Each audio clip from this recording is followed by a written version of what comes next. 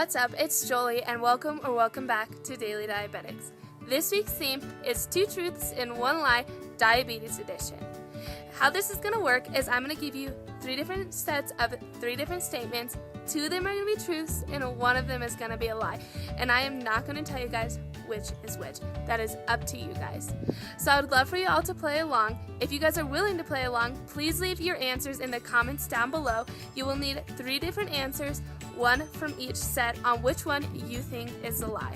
If you are the first one to get all 3 lies correct, I will give you a shout out in next week's video when I announce which ones were the lies. Let's jump into 2 truths and 1 lie, Diabetes Edition. Set number 1 and statement number 1 is even though type 1 diabetes is considered a genetic autoimmune disease, I am the only type 1 diabetic in my family.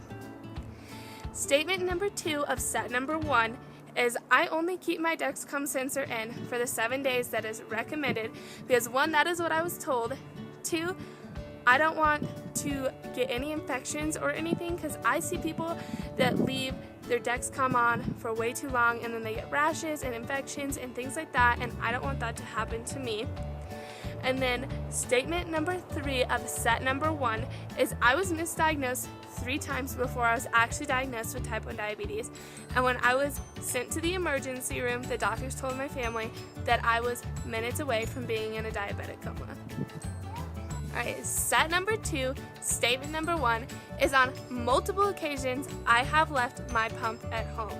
So when I take my showers in the morning, I usually charge my pump then, and so I will continue getting ready while my pump is charging so they'll be at 100% all the time, and I leave my house without my pump.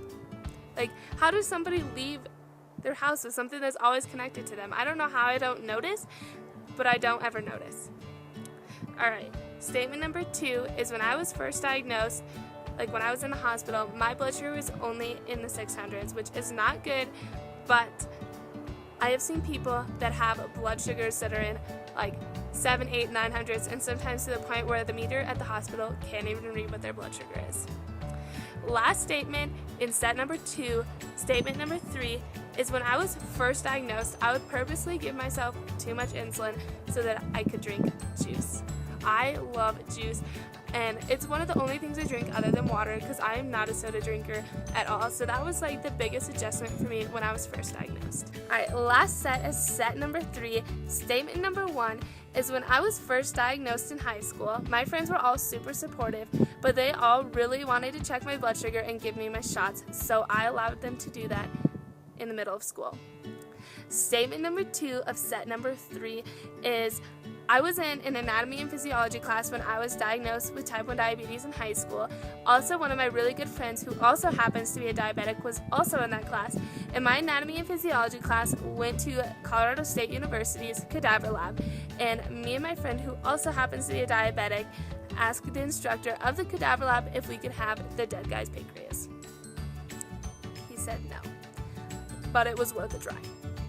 Last statement, statement number 3 of set number 3 is I change my Lancet every single time I check my blood sugar because 1, that is what my endocrinologist told me to do, and number 2, because I don't want to get infections, and I honestly feel a difference between a sharp Lancet and a dull Lancet. I am telling you, if you use a sharp Lancet, it is not going to hurt as bad as if you use a dull Lancet.